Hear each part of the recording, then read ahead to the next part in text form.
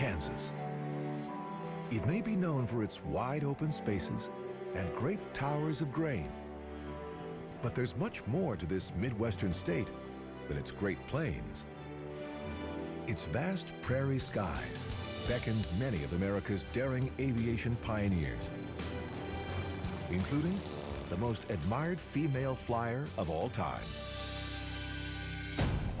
Here in Kansas, two young killers carried out one of the nation's grisliest crimes in cold blood on a remote farm.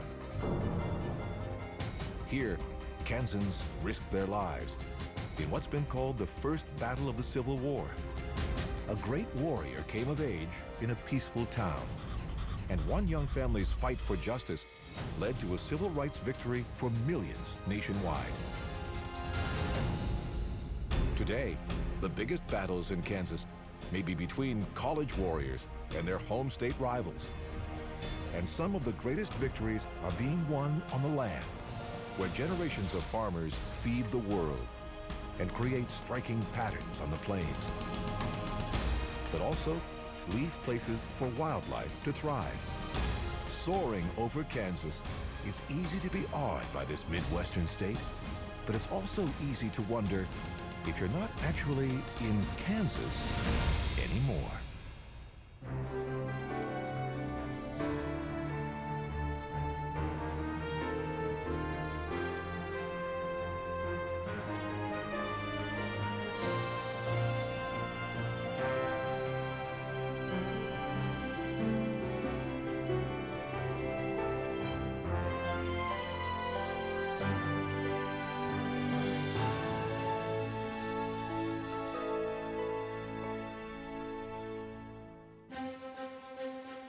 The first European farmers in Kansas must have thought they'd reached the promised land.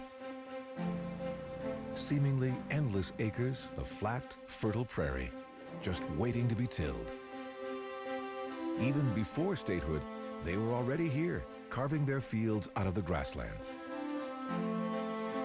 sowing the crops that would make Kansas a vital part of America's breadbasket. For generations, the heirs of those first farmers have built their homes among the fields, while transforming the once wild prairie into a utilitarian landscape of unexpected beauty. This may seem like some oversized artist's master essay on circles and squares, but this eye-catching pattern is really the byproduct of pivot point irrigation systems. The round shapes mark the reach of the rotating sprinklers. Just one of the innovative techniques today's Kansans use to get the most out of the more than 46 million acres of cropland in the state on over 65,000 farms. Like tracking satellite images to keep an eye out for rain, or relying on the latest scientific weather data to decide which crops to plant and when. Getting it right earns Kansas farmers nearly $14 billion in cash receipts in a good year, and makes the state the nation's first in the production of sorghum, second in wheat, and seventh in corn. 860 million bushels of just these three crops flow out of the state's farms each year and pour into silos like the ones here, just outside Wichita, at the DeBruce grain elevator. More than half a mile from end to end, it's the largest in the world. Behind its quiet walls, nearly 2.5 miles of conveyor belts move millions of bushels of grain in and out of 310 separate silos, where the grain is held high and dry, protected from mildew, insects, rodents, or rot, until it's shipped off to buyers. But unexpected danger hides within. The dust from the grain can be as volatile as gunpowder. On June 8, 1998, an overheated bearing on one of the belts sparked an explosion that killed 7 men, ripped the silos open, and took DeBruce out of service. Within a month, a statewide shortage of silo space forced Kansas into a state of emergency. Scores of farmers were forced to dump their grain on the ground, where their harvest was left to spoil. But today, the massive elevator is back in business. Its 12-story silos once again reach for the sky, towering over the horizon as giant tributes to modern American agribusiness. Though they don't have the Kansas skyline all to themselves, nature has also been at work here.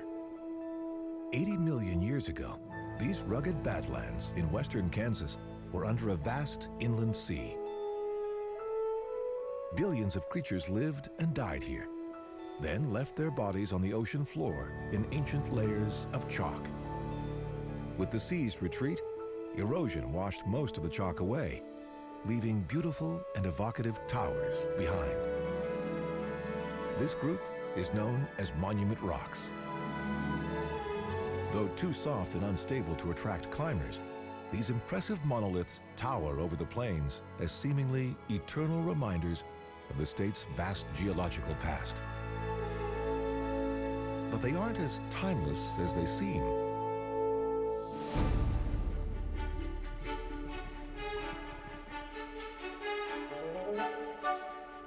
This lonely outcropping was named Castle Rock in 1865 by frontier scout Julian Fitch.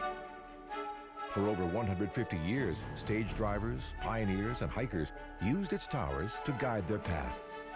Today, they might have trouble finding their way. Castle Rock and the rest of Kansas's chalk towers and canyons are slowly crumbling in the wind and rain. It's just a matter of time until flat Kansas prairie is all that's left here. A prairie made of chalk. Chalk is so much a part of the state that in 1897, the University of Kansas Jayhawks here in Lawrence even adopted Rock, Chalk, Jayhawk as the school's official cheer. Today, fans still chant a slow, eerie version of the cheer to unnerve their foes. It echoes off the walls here in the Allen Fieldhouse, where fans root for a legendary basketball team whose first coach was the man who invented the game. And it fills the air during hard-fought football games here in Memorial Stadium. But there's one team that gets Jayhawk fans chanting more fiercely than just about all the rest. A team that calls nearby Manhattan, Kansas, just 74 miles west of Lawrence, home. The Kansas State University Wildcats. Being neighbors and fellow Kansans couldn't keep the Jayhawks and the Wildcats from turning into bitter rivals. Especially after a hard-fought game back in 1909 sparked an angry feud between the two teams. Over 100 years later, things still haven't cooled down. These Wildcats may even be pretending their practice dummies are Jayhawks. After all this time, the contentious rivals can't even agree on the win-loss record for their games. The University of Kansas claims to be leading the series 65 games to 39, but Kansas State lists it as 64 to 40. Not all KSU students are tied up in Kansas turf wars. Others are fighting to preserve an ancient landscape. The Great Prairie that once was home to the Kaw, or Kanza, the native people who gave Kansas its name, and to the vast herds of bison the Kanza depended on for food. Today, the prairie is almost gone, along with most of the bison. These survivors are hemmed in on one of the grassland's last patches. No longer free to roam across miles of prairie, living a limbo-like existence under the watchful eyes of the scientists at K-State's Kanza Prairie Biological Station. The goal is to study an ecosystem and help the bison survive what could otherwise be the final stage of a long decline. The grassland these bison call home covered more than 170 million acres. Today, only 4% of it remains. Much of it here in the Flint Hills, home of the Tall Grass Prairie National Preserve. The rest was plowed under or cleared in prescribed burns like this one on the preserve's Spring Hill Farm and Stock Ranch. In 1878, ranchers Stephen and Louise Jones began using burns to carve this 7,000-acre ranch out of the prairie. In 1881, they built this 3-story, 11-room native limestone home, literally where the buffalo had once roamed. It cost them $25,000, a staggering amount in those days. But the Joneses had reason to splurge. The cattle business was booming in 19th century Kansas. It's still a vital part of the state's economy in the 21st, enough to make it third in cattle production in the U.S. And to keep these giant feedlots and slaughterhouses in Dodge City going strong. Cattle of various ages and weights spend 100 to 200 days being fed 2 or 3 times a day in a modern operation so efficient that most lots employ just one person for each 1,000 cattle. But Dodge City's days as one of the country's top cow towns stretch back long before the days of feedlots and factory farms. In the mid-1800s, cowboys began driving massive herds of cattle from South Texas to the railroad depot in Dodge City. Their arrival transformed a quiet frontier outpost into one of the Wild West's wildest towns. These modern storefronts were designed to recreate the Dodge City of those days, including the notorious Long Branch Saloon, where bartenders and loose women kept the cowboys happy, and famous lawmen like Wyatt Earp and Bat Masterson tried to keep the peace, telling them to get out of Dodge.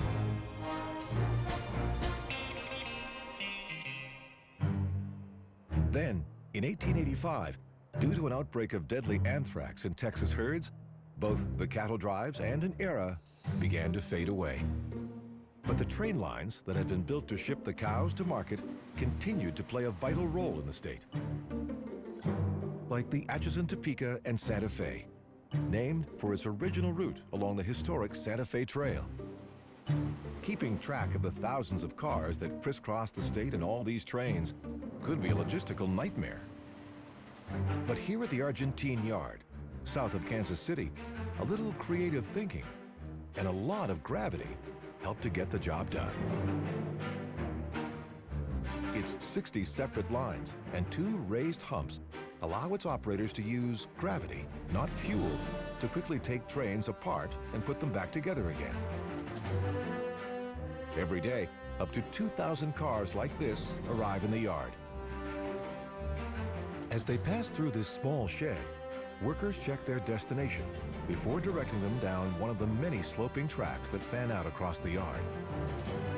Once the cars are all in the right order, they are sent on their way. The freight they carry and the business they generate has made Kansas City one of the nation's most important crossroads. But today's Kansans weren't the first to prosper here. For centuries, this was Native American land. In the early 19th century, Lewis and Clark recorded seeing their villages as they passed through on their famed expedition to map the American West. The explorers made camp where the Kansas and Missouri rivers come together and named it Caw Point. Today, a park marks it as the city's birthplace. American settlers began arriving in the area in the 1820s. But the communities they founded didn't officially come together as Kansas City, Kansas until 1886. For decades, the new city struggled to compete with the larger and older Kansas City, Missouri, across the river. But now, the Kansas side is finally coming into its own, thanks in part to ambitious new projects like the Kansas Speedway. Critics complained when homes were destroyed to build the Speedway, which opened in 2001, including the boyhood home of NASCAR racer John O'Neill. Then, the Speedway's opening sparked a neighborhood renaissance, along with the construction of a Major League Soccer stadium, Livestrong Park. And John O'Neill now calls having a racetrack on the site of his former house a dream come true. But dreams coming true are nothing new in Kansas. It was here, almost a century ago, that one young Kansan's dream of taking to the air would make her an aviation legend. and lead to one of the great unsolved mysteries of all time.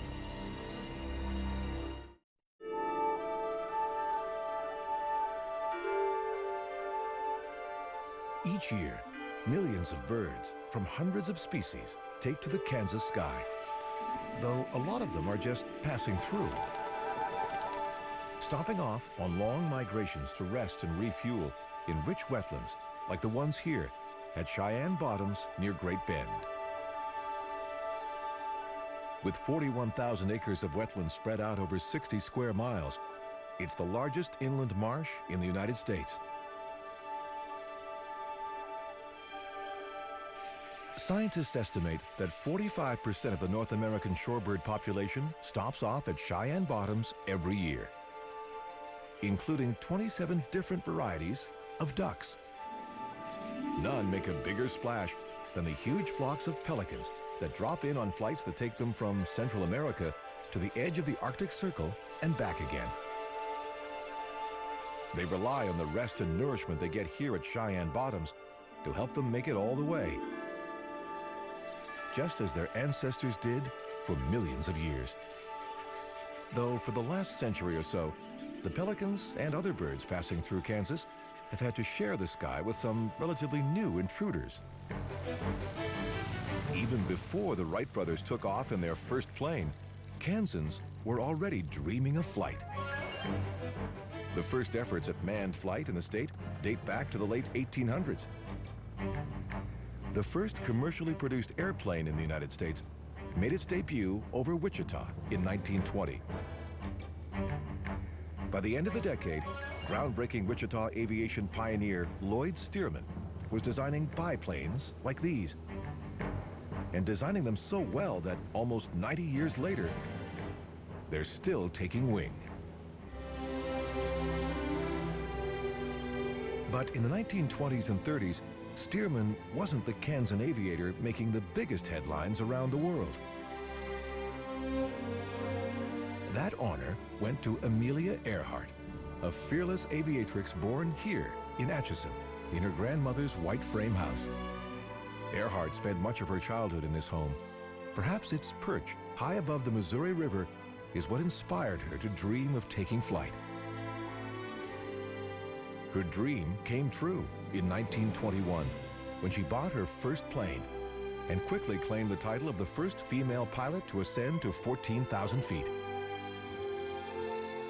She would go on to worldwide fame as the first woman to fly across the Atlantic, the first to do it alone, and the first pilot of either gender to fly solo from Honolulu to Oakland and from Mexico City to Newark.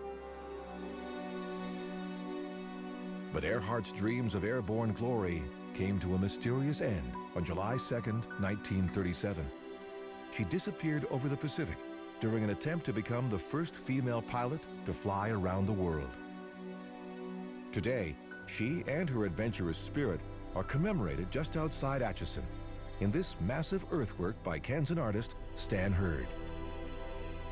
Hurd used tractors, plows, lawnmowers, and weed whackers to prepare the ground for this 1-acre portrait. Then, he handcrafted Earhart's profile from 50 tons of stone and planted 500 rugged junipers and other plants to fill in her goggles and helmet. All to create an earthbound memorial to a high-flying Kansan, which, appropriately enough, is appreciated best from the air.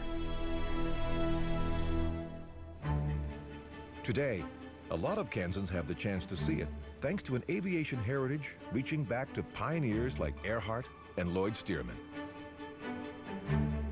In 1929, Stearman sold his Wichita factory to Boeing. Over the next 2 decades, it would go on to build thousands of the biplanes he had designed. Long after production ended, Stearman's sturdy craft still serve as everything from crop dusters to stunt planes. A Stearman biplane even played a starring role in one of Hollywood's most iconic moments, the attempt to murder Cary Grant in a cornfield in Alfred Hitchcock's North by Northwest. But Boeing didn't buy Stearman's factory just to get their hands on his little biplane. The company wanted to expand his plant and use it to build giant commercial and military aircraft. Boeing grew into an international aviation powerhouse and one of the biggest employers in town. But it was just one of many companies making planes here in those days. So many that in 1929, the Aeronautical Chamber of Commerce of the U.S. named Wichita the Air Capital City. Kansan Clyde Cessna, who started out building planes by hand before World War I, opened his business here in 1927. Over 85 years later, the company he founded manufactures more models of light aircraft than any other company on Earth. Cessna's former partner, Walter Beech, opened his rival Beechcraft plant in 1932, soon becoming one of the world's leading makers of business aircraft. But when it comes to building planes for both the harried executive and the idle rich, there's one Wichita aviation business that outdoes them all: Learjet. Learjet founder William P. Lear didn't even open the doors to his Wichita plant or start building his planes here until 1963. Based on a prototype fighter designed for the Swiss Air Force, they were the first jets made for private use. By the mid-60s, Learjets were literally flying off the Wichita assembly line. Owning one quickly became one of the ultimate status symbols among the world's upper class. Today, top-of-the-line Learjets cost over $13 million each. Keeping one flying costs nearly $400,000 a year. Which is why there's still nothing that says you've arrived, in every sense of the word, like stepping out of your own Wichita-made Learjet. But today, this proud city's once unrivaled title as our nation's air capital city is in danger. On January 4th, 2012, Boeing announced it would shut down all of the company's local operations by the end of 2013. Some worry that a way of life is coming to an end here. If so, it won't be the first time. Once, this spot, where the Arkansas and Little Arkansas rivers meet, was at the heart of the Wichita people's homeland. Today, this 44-foot, 5-ton statue of a Wichita chief by Kansan artist Black Bear Bosun is one of the few reminders of those times. From his earthbound pedestal, Bosun's evocative figure seems to reach for the Kansas sky in a deeply spiritual gesture of hope. 130 miles to the northeast, in Topeka, Richard Bergen's statue of a Kanza warrior strikes a much more aggressive pose. From his perch atop the Kansas state capitol, he takes aim at the North Star, making for a suitably defiant landmark in a capital city that almost wasn't the capital at all. It had to win the title in a conflict that earned the future state fame as Bleeding Kansas and helped to spark the Civil War. By 1854, the U.S. was divided into slave states in the South and free states in the North and West. Sandwiched in the middle, the Kansas Territory was forced to choose which side it would be on by popular vote. Pro- and anti-slavery settlers poured into the territory in hopes of turning the tide their way. On May 21, 1856, open warfare erupted when pro-slavery forces invaded the new abolitionist outpost of Lawrence, ransacked its downtown, and burned the offices of its anti-slavery newspapers and the Free State Hotel to the ground. Locals claim that the Free State's owner, Colonel Shalor Eldridge, vowed to rebuild and to rebuild again if needed, adding a floor each time. Today, his third hotel, built after raiders burned the second one down during the Civil War, still stands on the same spot. But in 1856, rebuilding wasn't enough for uncompromising abolitionist John Brown. He demanded vengeance for the assault on Lawrence. So, on May 24th, he and 4 of his sons went out and hacked 5 of their pro-slavery neighbors to death with broadswords in the infamous slaughter of Potawatomi Creek. As news of the massacre spread, a pro-slavery posse, led by Henry Clay Pate, seized 2 of Brown's sons and charged them with murder. Brown didn't wait to be next.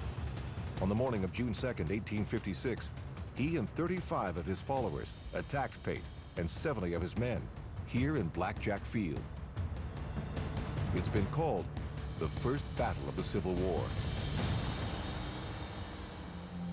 The outnumbered abolitionists won it hands down. Brown captured Pate and many of his men and then forced them to release his sons in exchange for their own freedom. It was a major victory for the anti-slavery side. But that didn't stop the pro-slavery forces from charging ahead with their plans for the state. In 1857, they declared Lecompton the new capital and met here in this small building's second-floor courtroom to draft a pro-slavery constitution. It's still known as Constitution Hall to this day. But when the U.S. Congress refused to ratify the document written here, the tide turned. New elections gave abolitionists the upper hand. In 1861, Kansas entered the Union as a free state, with Topeka as its capital. Construction of the Capitol building began in 1866. It would take 37 years to finish the job. Its dome would have to wait even longer to receive its finishing touch, until 2002, when Bergen's 4,420-pound Warrior was finally hoisted onto its peak, to become the symbol of a state that fought to be free, yet struggled for decades after statehood to live up to freedom's ideals. As Native Americans were systematically oppressed, and African Americans in Kansas were forced to accept second best, Kansans like the Brown family of Topeka. In 1950, Reverend Oliver Brown walked down these streets to his neighborhood Sumner Elementary School to enroll his daughter Linda in the 3rd grade. But they were turned away. Sumner, they were told, was for white children only. So the Browns, 12 other black Topeka families, and the National Association for the Advancement of Colored People sued the school board in federal court. Linda's father, Oliver, became the lead plaintiff in a groundbreaking case that would go all the way to the U.S. Supreme Court as Brown versus Board of Education. The court's landmark unanimous ruling in their favor ended decades of school segregation in Topeka and across America, and guaranteed equal educational opportunities to all, making Linda Brown and Topeka twin symbols of a time when America reaffirmed and re-embraced its greatest ideals. A time that began when the Browns and 12 other brave families took a stand for freedom here in Kansas. Sometimes, the vast, unbroken horizon of Kansas's Great Plains can have an unnerving impact. In 1877, author Richard Irving Dodge compared it to being on an ocean and warned that, like the ocean, its disorienting emptiness could make those who stepped out on it for the first time feel sick. With less than 3 million residents spread out over 82,000 square miles, it can also leave a person feeling completely alone. Out here, there's no guarantee that anyone will be around to hear you when you cry out, or to notice when strangers come to your door. Strangers like the ones who came here, to the remote home of farmer Herbert Clutter, his wife Bonnie, son Kenyon, and daughter Nancy, late on the evening of November 14th, 1959. Then left again a few hours later without ever being seen. The next morning, 2 of Nancy's friends found her body in her blood-splattered room. The police found the rest of the family in other parts of the house. Each had been brutally murdered. Herb Clutter's close friend, Kansas Bureau of Investigation agent Alvin Dewey, was among the first officers on the scene. Dewey was also among the 1,000 mourners who gathered for the Clutter funeral at Garden City's First Methodist Church, a church Clutter had helped to build. And he was there alongside the graves at Valley View Cemetery when the Clutter family was laid to rest. He told a reporter, "However long it takes, it may be the rest of my life, I'm going to know what happened in that house." At first, the only clues were some boot prints next to Herbert Clutter's body, and a lot of leads that turned out to be dead ends. Then, a convict with a guilty conscience revealed he'd heard a fellow inmate plan the crime. He gave the police the names of two petty crooks who'd since been paroled, Dick Hickok and Perry Smith.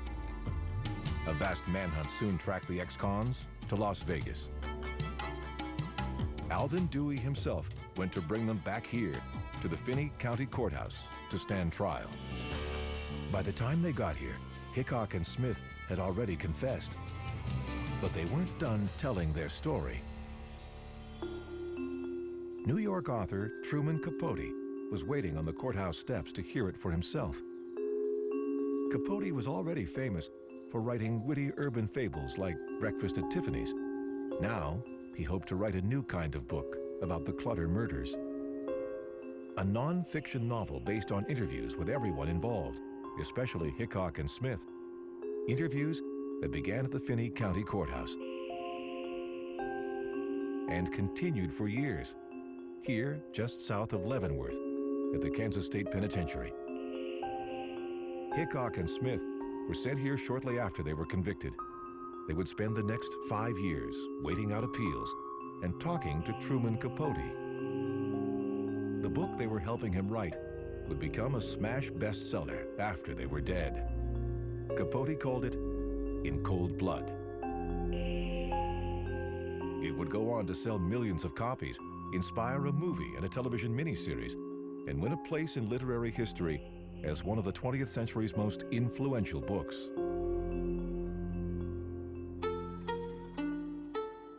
In it, Capote used the killer's own words to reveal what really happened in the Clutter house on that horrifying November night. How the two recently paroled friends set off from Hickok's parents' house in Olathe, stopped in Emporia to buy rubber gloves and nylon cord, then in Great Bend for dinner and duct tape, and finally at a Phillips 66 gas station in Garden City, more than 400 miles from where they had started. Then Capote wrote of how, shortly after midnight on November 14th, Hickok and Smith drove cautiously up the road to the Clutter house and parked beneath these trees. Then slipped in through an unlocked office door in search of a safe full of cash a fellow convict had told them about. When they didn't find it, they tortured and killed Herbert Clutter, tied Bonnie, Kenyon, and Nancy Clutter up, killed them one by one with shotgun blasts to the head, and disappeared into the endless prairie with just $40 in cash and a transistor radio to show for their grisly spree. Capote also wrote of Agent Alvin Dewey, the investigation and the trial, and of the early hours of April 14th, 1965, when Hickok and Smith finally paid the price for their crimes. Executed in the penitentiary's death house as Capote watched the hanging in what would become one of the most powerful scenes in his book. A scene played out behind the grim walls of the Kansas State Pen. Now known as the Lansing Correctional Facility, the penitentiary opened its doors in 1862. Today, residents here have a lot of neighbors. More than 5,000 inmates are locked up in this corner of Kansas at any time in civil and military facilities. Those sent up on a federal rap end up 7 miles north of Lansing, in one of America's most infamous prisons, Leavenworth Federal Penitentiary, better known as the Big House. Gangsters Machine Gun Kelly and Bugs Moran, assassin James Earl Ray, and quarterback Michael Vick have all done time beneath its vault.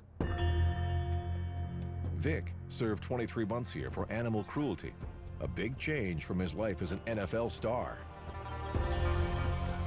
He spent his days playing chess here, just outside the big house, in Leavenworth's minimum security sector, and his nights mopping floors for 12 cents an hour to keep from hearing things he later refused to describe, things he said that should stay in prison. But prisons aren't all Leavenworth is famous for. Perched above the Missouri River, it's one of the Army's most beautiful and historic bases. Founded in 1827 to protect settlers heading west on the Santa Fe and Oregon trails, Fort Leavenworth quickly grew from a tiny outpost to a key Army installation, and the oldest remaining active base west of Washington, D.C. Grant Hall is perhaps its most impressive building. Built in 1904 and named for General and President Ulysses S. Grant, its tower is the heart and symbol of the U.S. Army's intellectual center, the Command and General Staff College. During its more than 100 years of operation, many of the Army's greatest officers have passed through its halls, including all 5 of the men to reach the rank of 5-star general in modern times: George Marshall, Douglas MacArthur, Henry H. Arnold, Omar Bradley, and a future president from Kansas, folks called Ike. Not that Dwight Eisenhower had to travel far to get to Fort Leavenworth.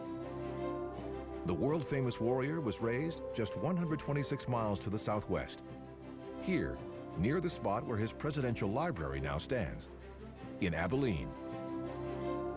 From these peaceful central Kansas streets, he would go on to West Point, the Army War College, the front lines of World War II, and the White House. Ike grew up in this white frame house with 5 brothers, in a postcard-perfect town he later recalled as pastoral and happy. Ike would still recognize the old town today, but some of the fields he once played in are gone, replaced by the Eisenhower Presidential Library and Museum, and the place of meditation, where Ike was laid to rest after his death in 1969. But Dwight Eisenhower's greatest memorial isn't this tiny chapel, and it isn't in Abilene alone. It's here and across the United States. The vast interstate highway system he championed as president, a web of asphalt and concrete stretching from coast to coast, tying the nation together and connecting remote rural towns in places like Kansas to the outside world.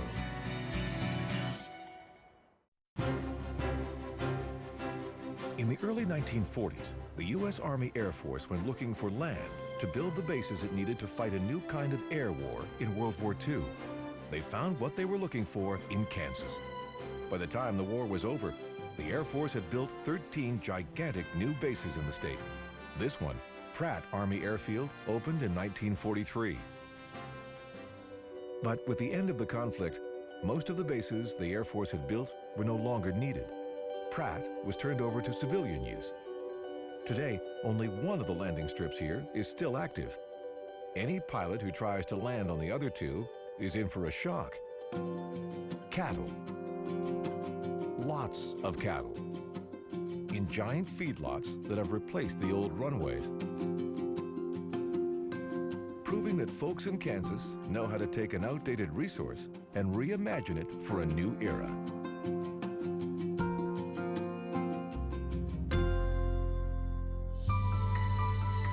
And it works even better when Mother Nature lends a hand. In southeastern Kansas, decades of strip mining for coal left the land heavily scarred. But when mining ended, water began to fill the scars. Greenery began to cover the land. And the once desolate mines were reborn as fertile wetlands, the centerpiece of a reinvented mined land wildlife area. Nearby, the ancient machine that gutted this landscape was also reborn. Regional Historic Mechanical Engineering Landmark number 10. otherwise known as Big Brutus. Bought in 1962, Brutus is as tall as a 16-story building and once weighed 11 million pounds. After mining ended, it was abandoned for decades. But today, Brutus has a new life as part of a coal mining museum. But in Kansas, mining hasn't always been all about black gold. In 1887, about 170 miles to the west, outside Hutchinson, a local businessman went drilling for oil and found another treasure instead: salt. Here at the Lyons Mine, workers still descend 1,000 feet into the ground to blast veins of salt out of the Kansas rock. Next door, another mine is also a museum. Deep underground, the constant 68-degree temperature and nearly 50% humidity make the mine an ideal storage locker. Thousands of precious artifacts and documents are stored here, along with the original negatives for hundreds of classic films, including one Hollywood favorite that earned windswept Kansas a beloved spot in America's pop culture landscape: The Wizard of Oz. In that 1939 classic, a special effects tornado blew Judy Garland right out of Kansas. On May 4th, 2007, a real tornado nearly blew one Kansas city right off the map. The city of Greensburg, located in the heart of the Great Plains, about 100 miles west of Wichita, 1.7 miles in diameter, with winds in excess of 200 miles an hour. The tornado entered Greensburg from the southwest shortly before 10 p.m. By the time it left, 95% of the town was rubble and 11 people were dead. Nearly half of those who survived never came back. Those who did were determined to rebuild their town and to do it in eco-friendly ways that would put the green in Greensburg. And the building that may symbolize Greensburg's rebirth best is a dramatic, futuristic new building that sits atop the town's oldest attraction, the Big Well. Dug in 1887, the well is 109 feet deep and 32 feet across, big enough to earn it billing as the world's biggest hand-built well, and to lure over 3 million people to Greensburg over the years just to see it.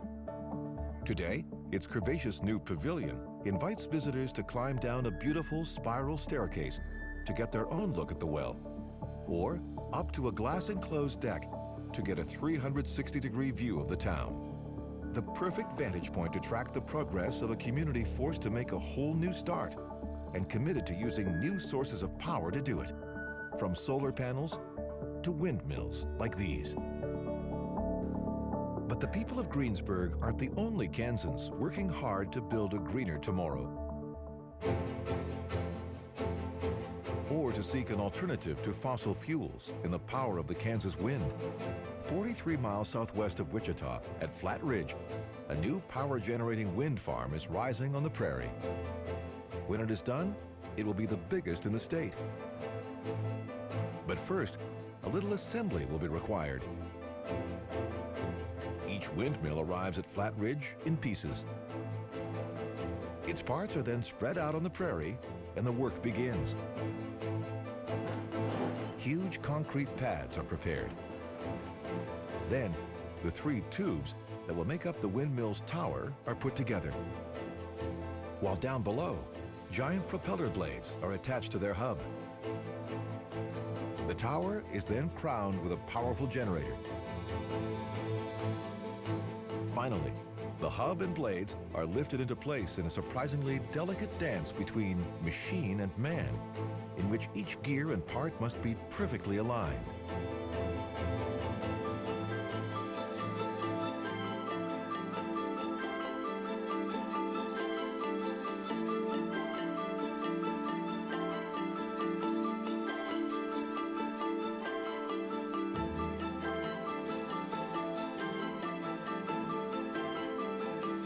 This dance will have to be repeated 262 times in all before this 66,000-acre farm is complete.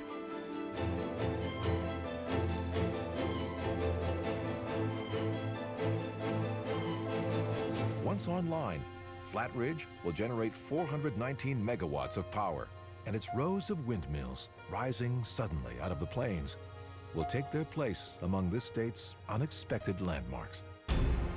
Where the sky goes on forever, the horizon knows no limits, and the surprises never end. The urban, rural, peaceful, violent, old-fashioned, futuristic, and always fascinating state of Kansas.